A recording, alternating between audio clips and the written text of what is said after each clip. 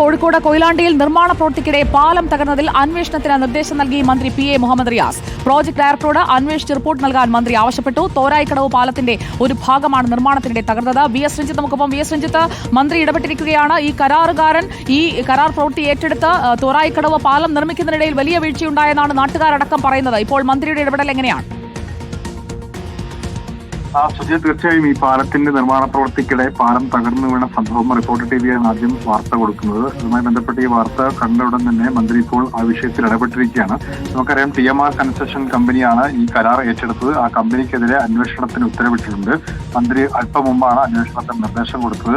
KRFP PMU project ഡയറക്ടറോടാണ് ഇപ്പോൾ മന്ത്രി വിശദീകരണം ചോദിച്ച് പ്രാഥമികമായ റിപ്പോർട്ട് സമർപ്പിക്കാൻ വേണ്ടി ആവശ്യപ്പെട്ടുള്ളത്.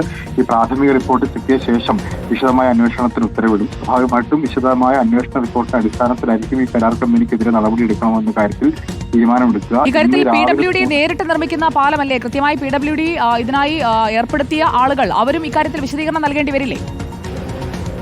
തീർച്ചയായിട്ടും ഇക്കാര്യത്തിൽ കിഫ്ബി ഫണ്ട് മുഖേന ആയതുകൊണ്ടാണ് ഇപ്പോൾ ആ ഫണ്ട് കൈകാര്യം ചെയ്യുന്ന അതിന്റെ എഞ്ചിനീയേഴ്സ് ഉൾപ്പെടെ ഇക്കാര്യത്തിൽ മറുപടി പറയേണ്ടി വരും. കാരണം കരാർ കമ്പനിയാണ് ഇപ്പോൾ നിർമ്മാണം നടത്തിക്കൊണ്ടിരിക്കുന്നത്. കരാർ കമ്പനിയാണ് ഇതിന്റെ കോൺക്രീറ്റ് ഉൾപ്പെടെയുള്ള കാര്യങ്ങൾ ചെയ്യുന്നത്. അപ്പോൾ കോൺക്രീറ്റ് ഉൾപ്പെടെ ചെയ്യുന്ന ഘട്ടത്തിൽ അതിന്റെ നിർമ്മാണ പ്രവൃത്തികൾ നിരീക്ഷിക്കാനും അത് വിലയിരുത്താനുമുള്ള സംവിധാനം പൊതുമരാമത്ത് വകുപ്പിനും അതുപോലെ കിഫ്ബി ഫണ്ട് കൈകാര്യം ചെയ്യുന്ന എഞ്ചിനീയർമാർക്കും ഉണ്ടോ എന്നുള്ളതാണ് പ്രധാനപ്പെട്ട ചോദ്യം. ഏതായാലും അതിലൊരു അന്വേഷണം, പ്രാഥമികമായ പ്രോജക്ട് ഡയറക്ടറോട് എപ്പോഴത്തേക്കാണ് റിപ്പോർട്ട് നൽകാൻ ആവശ്യപ്പെട്ടിരിക്കുന്നത്?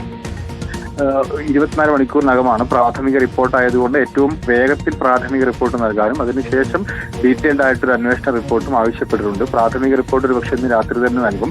പിന്നീട് അതിന്റെ വിശദമായ അന്വേഷണത്തിന് ശേഷമായിരിക്കും ഒരു നടപടിയിലേക്ക്, കരാർ കമ്പനിയുടെ ഭാഗത്ത് വീഴ്ച ഉണ്ടായിട്ടുണ്ടോ എന്ന കാര്യത്തിൽ അന്വേഷിച്ച് വിശദമായൊരു അന്വേഷണ റിപ്പോർട്ട് സമർപ്പിക്കുക. അതിനുശേഷമായിരിക്കും കരാർ കമ്പനിക്കെതിരെ നടപടി വേണം. നിർമ്മാണത്തിനിടെയാണ് തോരായിക്കടവ് പാലം തകർന്നത്. ഗുരുതരമായ വീഴ്ചയാണ്. പാലത്തിന്റെ ബീം ചരിഞ്ഞ് വീഴുകയായിരുന്നു. എന്തായാലും ഈ വിഷയത്തിൽ ഇപ്പോൾ മന്ത്രി ഇടപെട്ടിട്ടുണ്ട്. നിർമ്മാണത്തിനിടെ ഈ പാലം തകർന്നത് എങ്ങനെ? കാരണം സർക്കാർ ഇപ്പോൾ മികച്ച രീതിയിൽ പാലങ്ങൾ നിർമ്മിച്ചുകൊണ്ടിരിക്കുന്നതിനിടയിലാണ് അതിനിടയിൽ ഒരു വലിയ ഒരു കറുത്ത പാടായി മാറുന്ന രീതിയിലാണ് തോരായിക്കടവ് പാലം ഇങ്ങനെ തകർന്ന് കിടക്കുന്നത്. PWD KRF വിഭാഗത്തിന് മേൽനോട്ടം ഉണ്ടായിരുന്ന പാലമാണ്. ആ പാലത്തിന്റെ ബീമാണ് ചേമഞ്ചേരിയിൽ തകർന്നു വീണത്. ചേമഞ്ചേരിയിലെ പാലം തകർന്നതിന് പിന്നിലെ കഥ എന്തെന്നറിയാൻ നമുക്ക് കാത്തിരിക്കാം. തോരായിക്കടവ് പാലത്തിൽ നിന്നുള്ള ആ തകർച്ചയുടെ വാർത്ത നൽകിയത് VS രഞ്ജിത്താണ്.